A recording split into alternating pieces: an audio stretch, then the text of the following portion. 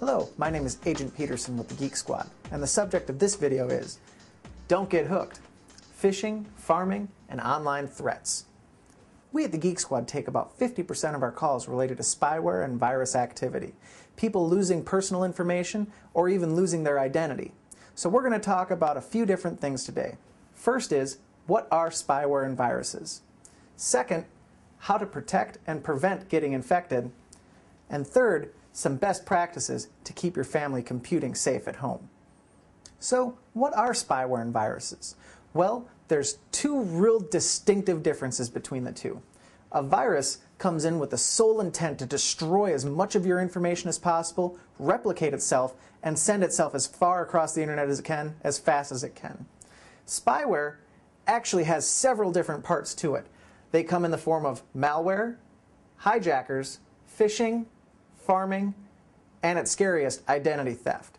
Spyware wants to find out as much information as it can about you and then report that information off to other remote places so they can more effectively advertise or get your identity and start stealing and using your credit cards for things that you don't necessarily want.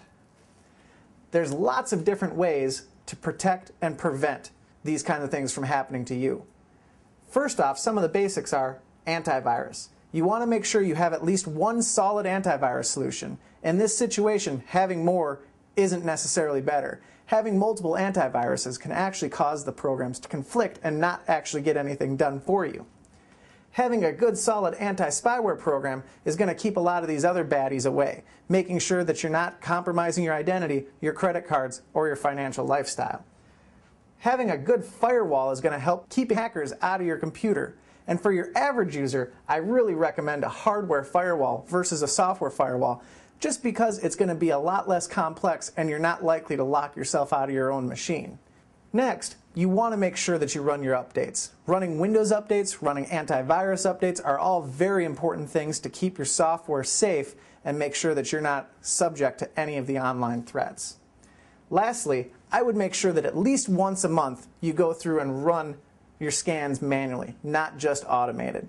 By running them automated, that's good, but if the computer's turned off, it's not going to get a chance to run its scans.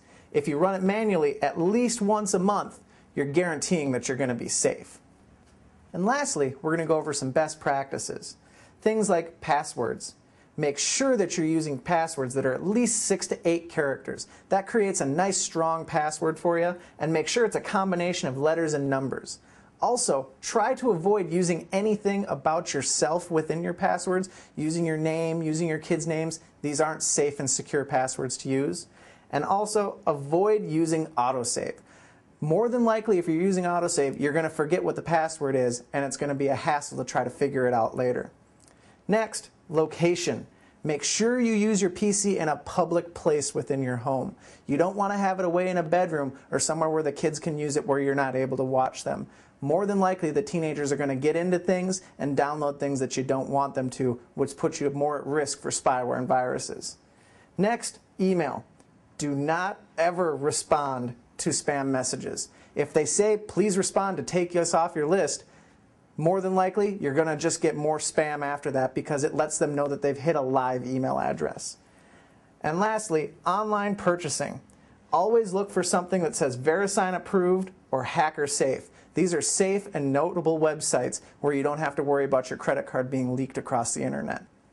There's hundreds of new pieces of spyware that come out every single day. And by following these simple steps of protection and prevention and best practices, you'll help keep yourself and your family safe and online.